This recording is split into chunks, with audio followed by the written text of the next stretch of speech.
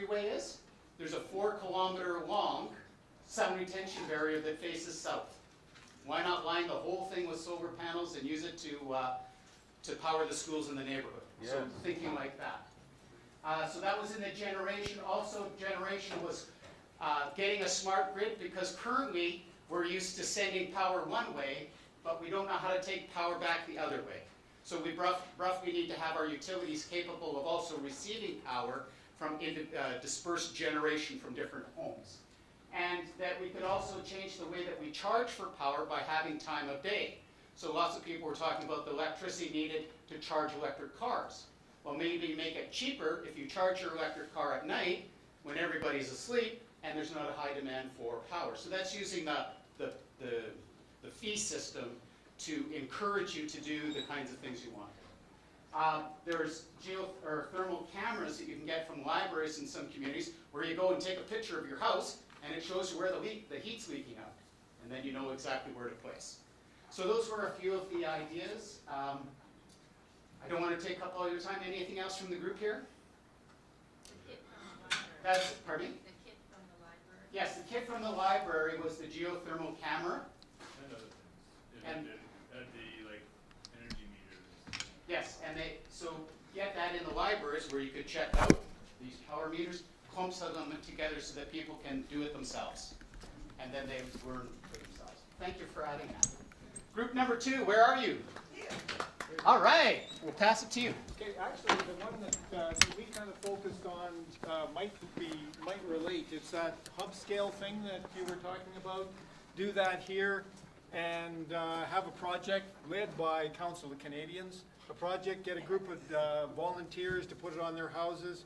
And later on, we talked about the idea of competition recognition, and you could have recognition for whichever household reduces energy the most, that sort of thing, and get some publicity around it.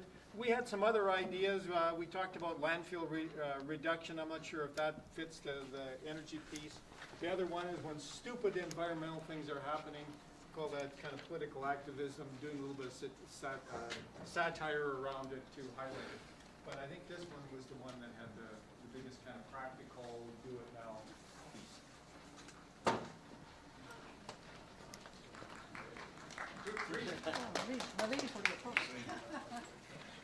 Energy, transportation, and homes.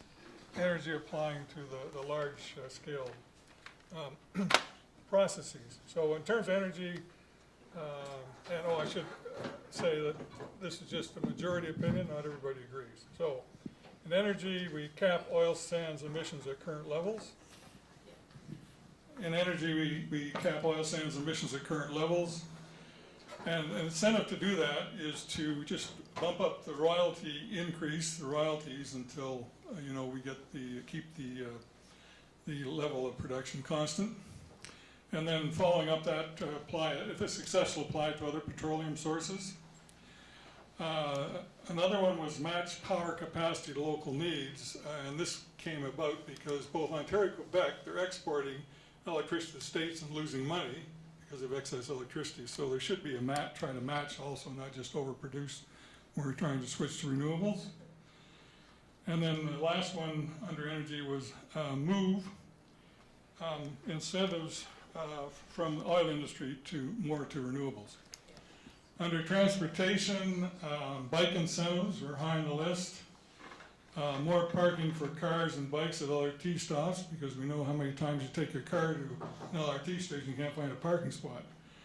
And then car sharing should be include free parking, right, to get people to use their fewer cars. Under homes, this is a really tough one for the city. No single-family homes, new homes in urban areas. You need incentives for that, of course, and we don't know what the incentives are. In gas and electricity, instead of having a distribution bill which you pay no matter whether you use a molecule of electricity or not, is link power and distribution to power usage, like the source is now. And so that would incentivize people to reduce their use of power. When now you reduce your power, you're still paying a fixed cost for transmission, right, and distribution. And the final thing is to, incentives for net metering, mean, you know, let's really push it and get people keen to put solar panels, et cetera, in their homes with the knowledge that, you know, it's a doable thing and you get payback. So I guess in that sense, we'd look at your company for perhaps an audit, right, to tell us what to do. So that's it for group 3. Thank you.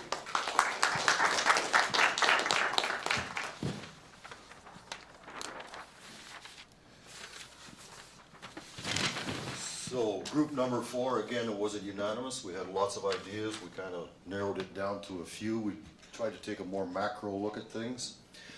On the transportation side, we suggest reassessing our transportation strategies, particularly here in Edmonton, moving away from large, high-dollar, carbon-intensive infrastructure projects like LRTs running west and through river valleys, etc., and instead to invest in early adoption of rapidly coming autonomous EV fleets that will be much more efficient and less carbon intensive. So moving on, we have to play in politics at some point here. So with the carbon levy, we strongly feel, at least I do, and I think we have some agreement here in number 4, that we need to level the playing field. If we are going to place a levy, a carbon levy on domestic production economic activity, we need to place that exact same levy at our borders for carbon intensive activity imports coming across. That becomes less controversial internally because you're not asked, the carbon levy isn't necessarily being passed on to the citizens. It's the foreign companies that's going to have to pay up for it. Unfortunately, trade agreements don't seem to take that into consideration. So on the home efficiency and energy efficiency side, really the technologies are, you know, they're here and they're advancing exponentially, as I'm sure Godo would agree. So we think the focus needs to be on visiting financial instruments to accelerate the adoption of home efficiency, you know, programs, policies, and equipment at the home and community level. We did have something here more on energy, community scale, energy production, geothermal. I think group 1 kind of mentioned a little bit on the solar side. Geothermal is much trickier. If for no other reason that the geothermal segment in Canada is not united near enough in order to affect public policy or shape public policy to change a whole host of regulations that need to be changed. And then our last point was, requiring installation, a policy to require installation minimum standards and efficiencies for all new buildings, whether they be residential or commercial. Thank you very much.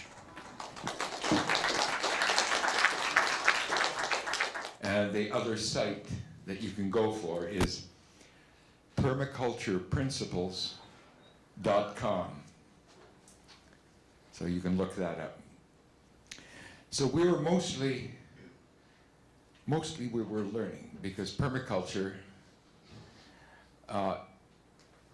we live in the city and people don't grow as much in the city as they used to.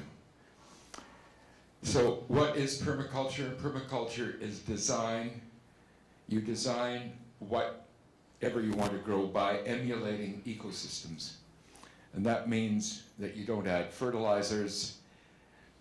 We don't have to be the oppressors. Nature actually works for us, so we try to think in terms of ecosystems and balance. And so the question, a lot of questions came up. How to sequester soil in your own garden, at home. carbon, sorry, sequester carbon in your soil. And one of the things that you make sure that you do is that you cover your soil first. And you can cover it with mulches. You might cover it with, well, it's best to do it with some kind of organic material. Because if you don't, there is wind erosion, there's also rain erosion. Leaving it bare actually depletes your soil.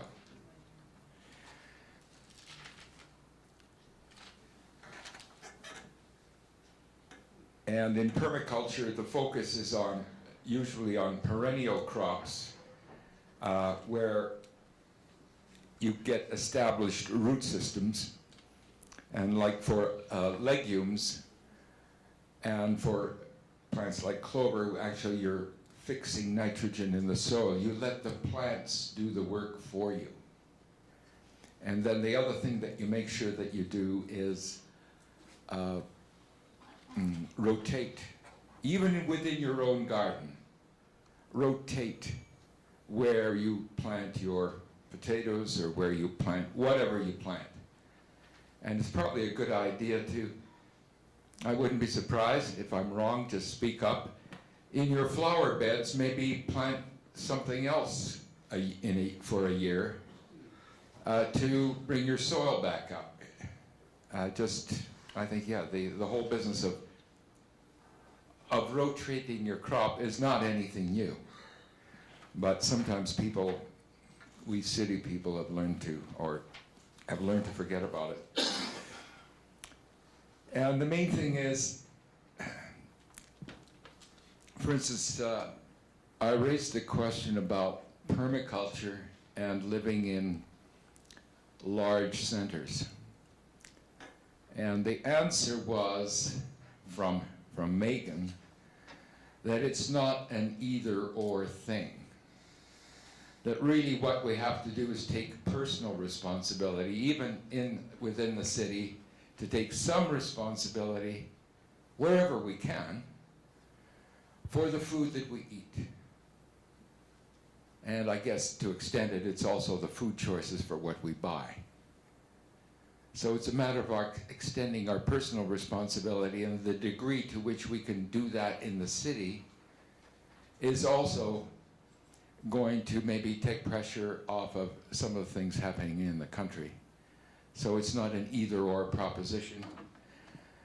What you have to do is take care of your own business. Does anybody who's with us have anything else that should be added? Yeah, go ahead. Companion planting. Ah, right. Actually, I had a list here, and I missed. Okay. Right, companion planting. Right. You cover your soil, rotate your crops, and then use companion planting. We heard a lot about the use of swales. Anyway, there's so much I'm sure that you could find online.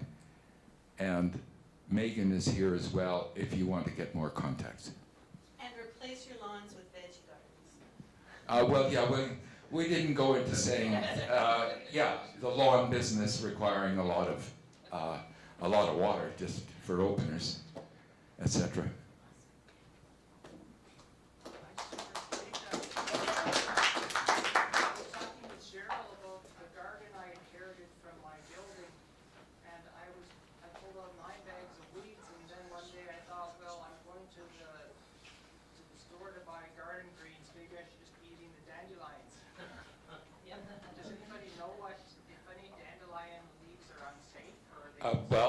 Don't spray